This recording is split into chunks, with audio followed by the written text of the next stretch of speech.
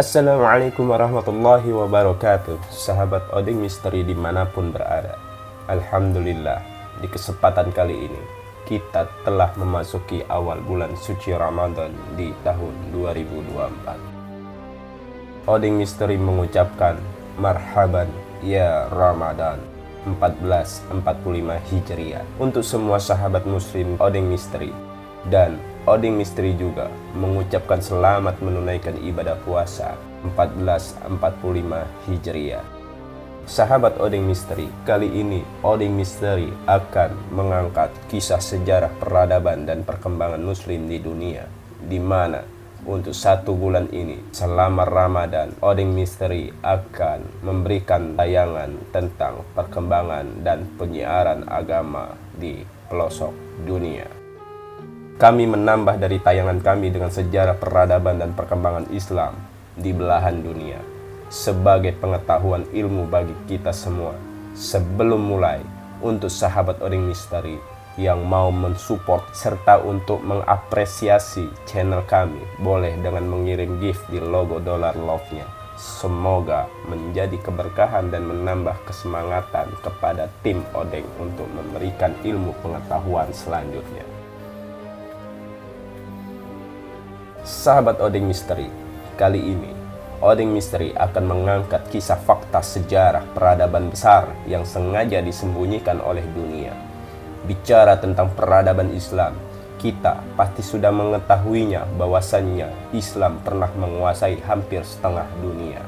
Sebelum menceritakan kisahnya, saya akan menggambarkan peta dunia pada zaman dahulu, dan kita bisa lihat peta dunia zaman dulu sederhana dan belum sebanyak perubahan seperti sekarang. Zaman dulu belum ditemukannya benua Amerika maupun Indonesia dan lainnya. Kemudian kemungkinan sudah ada tapi belum ditemukan secara fix. Ternyata gambar peta yang ditampilkan ini adalah peta dengan posisi pertengahan dunia. Apabila kita pernah mendengar atau membaca teori tentang geografi bahwa dunia bagian daratan akan terjadi pergeseran lempeng benua dan diperkirakan sekitar 11-18 cm setiap tahunnya. Dan ternyata dulunya benua itu satu. Setelah perjalanan umur dunia dengan teori geografi akhirnya bergeser sedikit demi sedikit lempeng dunia sehingga terpencar dan terpisah seperti sekarang. Lalu sebelum terpencar atau bergeser lempeng benua ini, dulu benua yang menjadi satu ini dinamakan Penggaya. Penggaya ini terpecah jadilah benua-benua seperti sekarang ini. Kalau kita mencari di Google, di situ akan ditemukan penjelasan bahwasannya proses pemecahan dunia Penggaya setiap tahunnya terus bergeser. Ternyata pertengahan benua Penggaya yang satu ini yaitu letaknya di daerah Jaziratul Arabia, Syam. Itulah the center of the world atau pertengahan dari dunia. Lalu the cradle of the civilization atau rahimnya peradaban manusia yang ada di timur tengah, Jaziratul Arab, Syam, dan seterusnya. Disitulah peradaban manusia dimulai.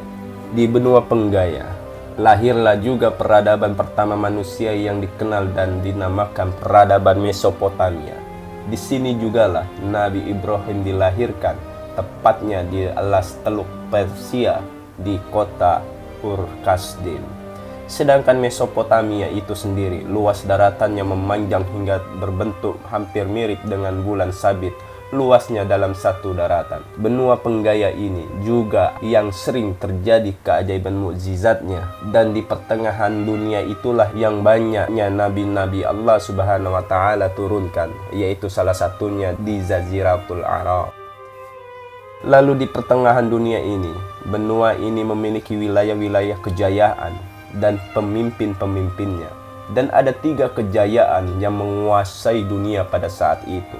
Yang pertama, kejayaan bangsa Imperium Persia. Menurut sejarawan, Imperium Persia merupakan bangsa terlama dalam penguasaan bagi sebagian dunia. Dari sebelum Masehi hingga sampai 650 Masehi. Masa kekuasaan wilayah Persia membentang selama 1201 tahunan dengan luas wilayahnya kekuasaannya yaitu 7,4 juta kilometer persegi. Bisa dibayangkan betapa luasnya wilayah kekuasaan penaklukan dari bangsa Persia. Dan Persia ini meliputi beberapa wilayah kekuasaannya, antaranya Persia menguasai Turki dan sedikit Yunani, lalu Mesir sampai ke dekat Rusia. Tapi tidak dengan tanah Arab, karena menurut bangsa Persia, mereka menganggap di tanah Arab tidak menghasilkan apa-apa dan tidak mempunyai untung apa-apa pada zaman itu. Dan yang mereka tahu hanya padang pasir dan cuaca yang panas saja daerah itu. Sehingga bangsa Persia maupun Romawi enggan dan tidak punya niat untuk menguasai tanah Arab pada saat itu. Yang pasti, masa kekuasaan bangsa Persia dari 550 sebelum Masehi sampai 651 Masehi, hampir 1200-an lebih bangsa Persia menguasai sebagian pertengahan dunia, antaranya Syam, Irak, Iran, Turki, dan sebagainya.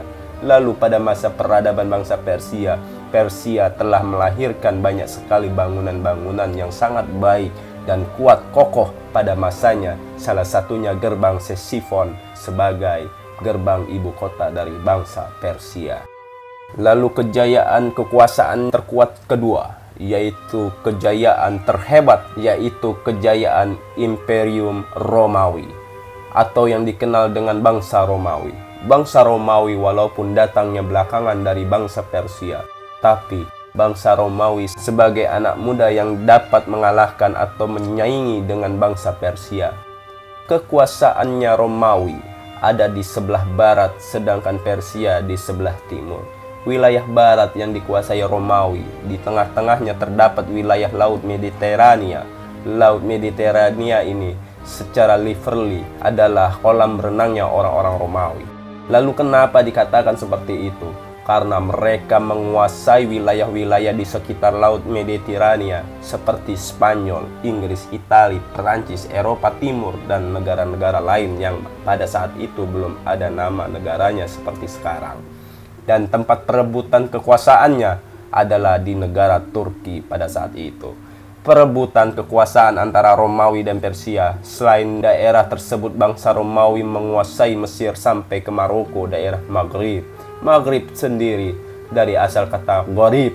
Gharib sendiri artinya barat yang menjadi tempatnya terbenam, sehingga dikatakan Maghrib. Lalu wilayah kekuasaan mereka kurang lebih 5.000 km persegi dari tahun 27 sebelum Masehi sampai dengan 1453 Masehi. Durasi penguasaan Romawi sendiri kurang lebih 1480 tahunan berkuasa, dan kekuasaannya mereka sama-sama hebat antara Romawi dan Persia di zaman itu. Lalu bangsa Romawi membuat keajaiban dunia, yaitu Kolosium.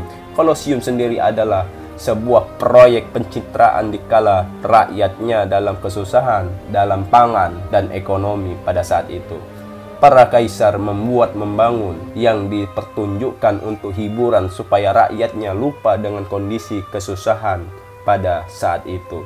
Di kekuasaan bangsa Romawi, bahwasannya suatu kekuasaan yang sangat luar biasa, di mana negaranya maju dan hebat dalam teknologinya, dalam bangunan-bangunan mereka yang masih bisa kita kenal sekarang ini.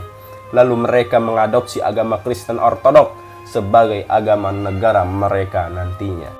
Selanjutnya, kejayaan dan kekuasaan yang terhebat yang ketiga, yaitu kejayaan dan kekuasaan ini selalu disembunyikan dari mata dunia, karena kekuasaan dan kejayaan ini mengalahkan kejayaan dari Romawi dan Persia. Kejayaan ini tak kalah dari kejayaan dua bangsa Romawi dan Persia. Jauh lebih hebat, jauh lebih dahsyat, jauh lebih lama, jauh lebih besar, dan jauh lebih indah dari kejayaan kedua bangsa sebelumnya.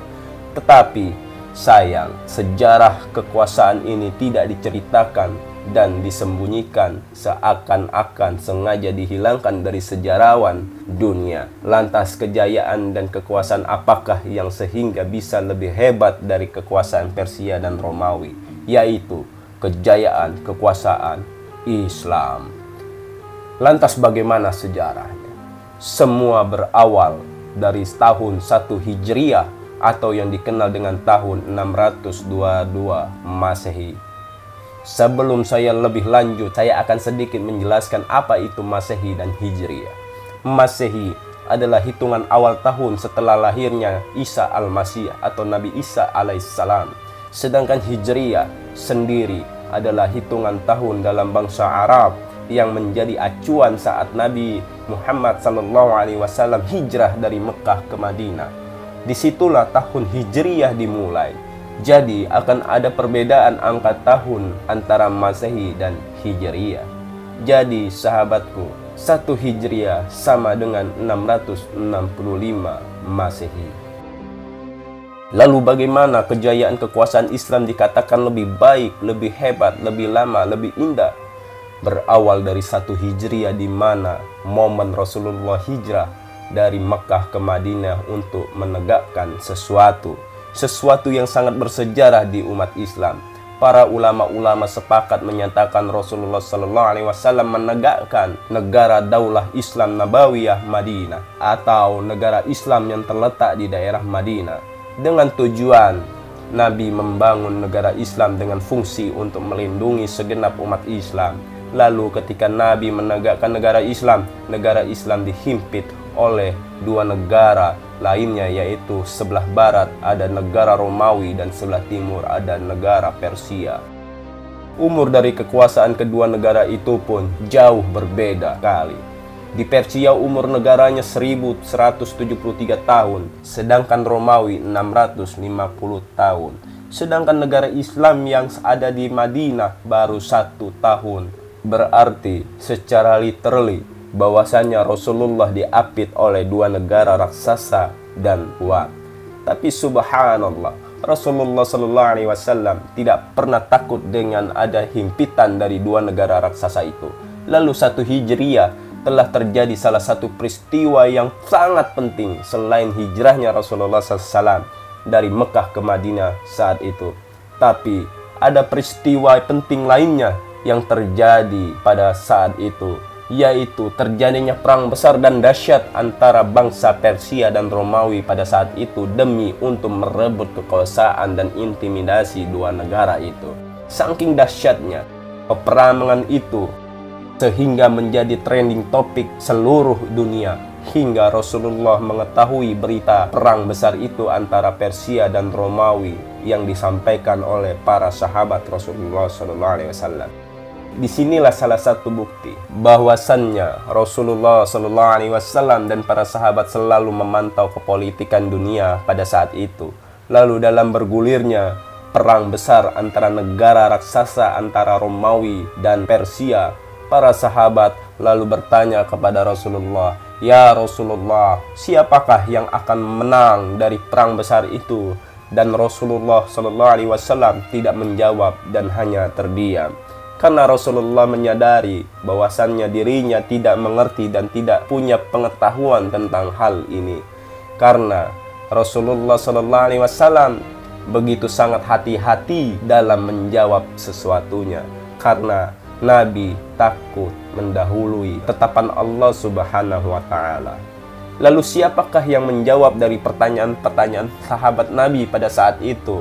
Lalu yang menjawabnya langsung dari Allah Subhanahu wa Ta'ala dalam firman-Nya yang berbunyi, akan dikalahkan orang-orang Romawi di tempat yang paling rendah.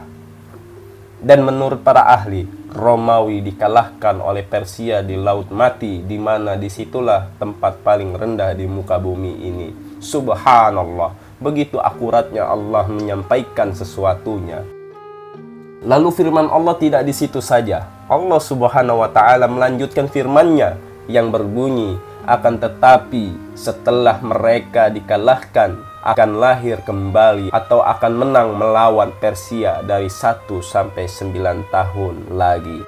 Subhanallah, menjadi bukti dari firman Allah ini terjadi perang besar kembali antara Romawi dan Persia yang dimenangkan oleh bangsa Romawi. Yang lalu bangsa Romawi merebut kembali wilayah-wilayah yang telah direbut oleh bangsa Persia di kala itu. Kemudian orang-orang mengenal dari pemimpin Romawi itu The Great Heraclius, atau diartikan Heraklius yang hebat dan yang agung. Lalu Setelah selesainya perang besar kedua, Rasulullah SAW akhirnya mengirim surat kepada kedua raja negara besar itu, Romawi dan Persia. Itu salah satu bukti juga Rasulullah SAW memiliki korespondensi atau koneksi kepada pemimpin-pemimpin dunia pada kala itu. Dan surat Rasulullah SAW sudah disertai dengan stempel asli dari Nabi sendiri. Yang mana surat pertama, surat ini dikirimkan untuk Raja Persia yang bernama Kisra. Dia adalah Raja Persia di kala itu. Surat Nabi untuk Kisra berbunyi, Bismillahirrahmanirrahim, dengan menyebut nama Allah yang Maha Pengasih lagi Maha Penyayang. Sesungguhnya ini adalah surat yang dikirimkan dari Muhammad, Nabi Allah, kepada Kisra pemimpin Persia. Sesungguhnya keselamatan bagi siapa saja yang mengikuti petunjuk Allah. Maka engkau kami perintahkan untuk bersyahadat kepada Allah, mengikuti tiada Tuhan selain Allah, dan dialah Tuhan satu-satunya yang harus disembah. Dan kami menyuruh engkau dengan dakwah kepada Allah Subhanahu wa Ta'ala, dan saya Muhammad adalah utusan dari Allah untuk seluruh manusia, untuk memperingatkan siapapun yang masih hidup dan membenarkan perkataan. Lalu ada kata-kata Nabi yang paling penting di dalam surat itu, di baris akhir, yaitu berislamlah, Anda akan selamat. Kalau engkau menolak Islam, maka engkau menanggung dosa-dosa orang-orang Persia. Dan surat itu adalah surat peringatan serta ancaman dari Rasulullah SAW untuk Kisra, raja dari Persia. Tapi alhasil, ketika Raja Kisra dari Persia membacanya, sang raja sangat marah dan langsung merobek-robek surat dari Rasulullah SAW itu. Lalu orang suruhan dari Nabi untuk mengantar surat itu kembali dan melaporkan kepada Nabi bahwasannya sang raja Persia marah besar, dan langsung merobek suratnya Rasulullah SAW. Rasulullah SAW menjawab, maka Allah akan merobek-robek kekuasaan mereka seperti bagaimana mereka merobek-robek surat dari saya. Lalu setelah Rasulullah SAW berkata seperti itu, tidak sampai 20 tahun dari perkataan Nabi itu, wilayah kekuasaan 7,4 juta kilometer persegi itu pun masuk dalam kekuasaan Islam dari pemuda Islam yang bernama Sa'ad bin Abi Waqqas dan Walid bin Walid. Dan itu semua hampir seluruh Persia ditaklukkan oleh mereka berdua.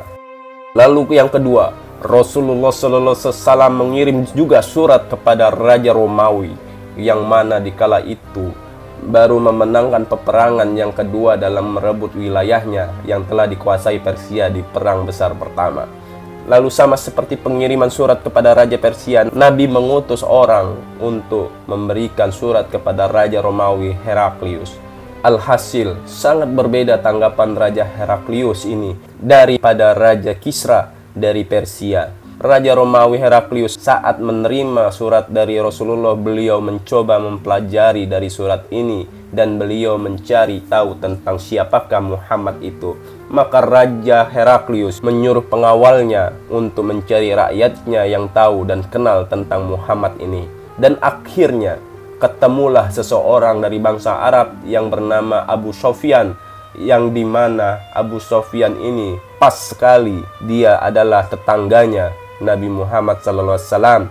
Dia juga keluarganya Nabi dan juga bangsawan Quraisy. Lantas Raja Romawi Heraklius menanyakan tentang siapakah Muhammad dan siapakah dirinya, dari mana keturunan dan nasabnya, akhlaknya, dan lain-lain.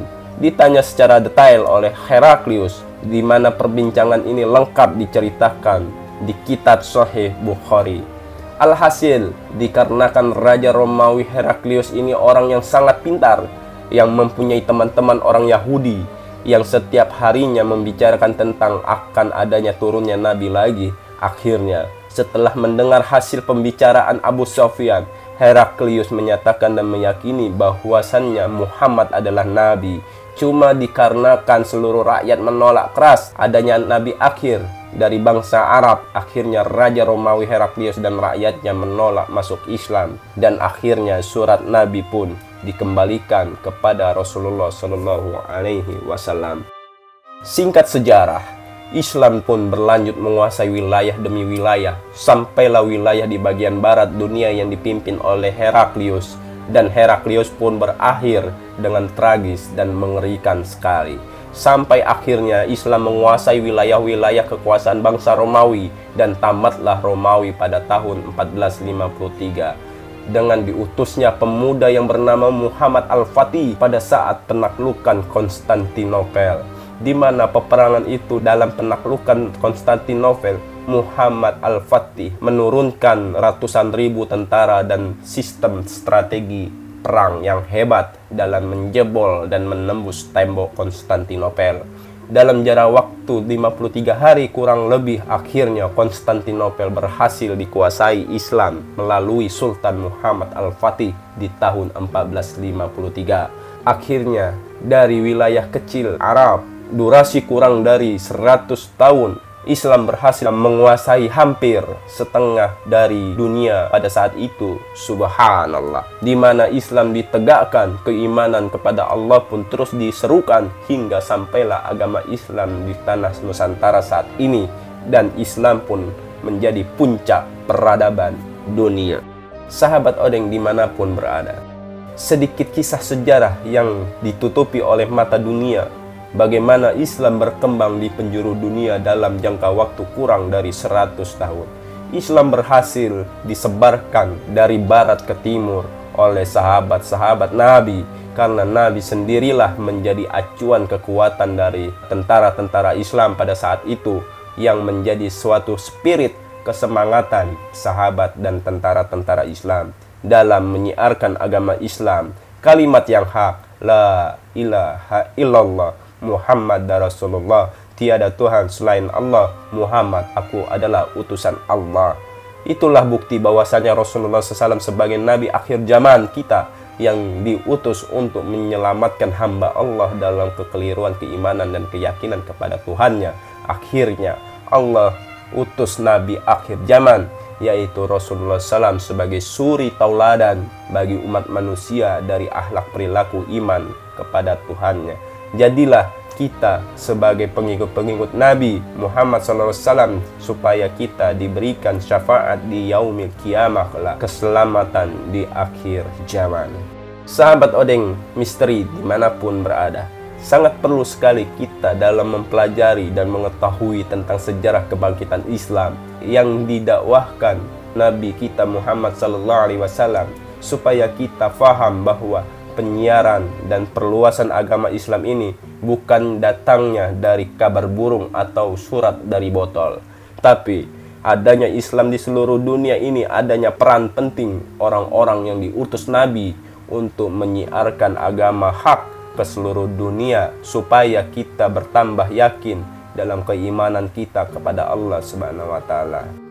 Demikianlah kisah singkat tentang sejarah perkembangan Islam di dunia yang disembunyikan di mata dunia. Kami mohon maaf apabila ada sedikit kekeliruan dalam mengisahkan sejarah ini.